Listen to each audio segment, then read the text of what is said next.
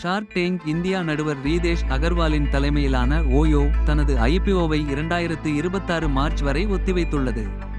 OYO win முக்கிய பங்குதாரரான soft bank நிறுவனத்தின் நிதி நிலையை கவலைப்படுத்தியதால் இந்த தாமதத்தை வலியுறுத்தியுள்ளது.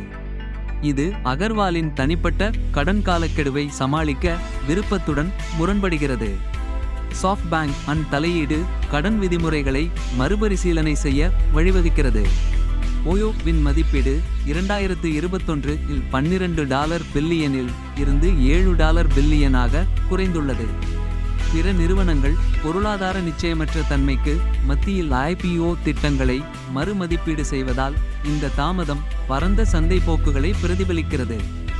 சிறிய வருவாய் சரிவு இருந்தபோதிலும் ஓயோ நிதியாண்டு 24 இல் முதல் முழு ஆண்டு லாபத்தை அடைந்து அடுத்த காலாண்டில் குறிப்பிடத்தக்க லாப வளர்ச்சியை கண்டது. இந்த கலவையான நிதி நிலைமை விருந்தோம்பல் நிறுவனம் பொது பட்டியலிடுவதற்கான பாதையில் செல்லும்போது எதிர்கொள்ளும் சவால்களையும் வாய்ப்புகளையும் அடிக்கோடிட்டு காட்டுகிறது.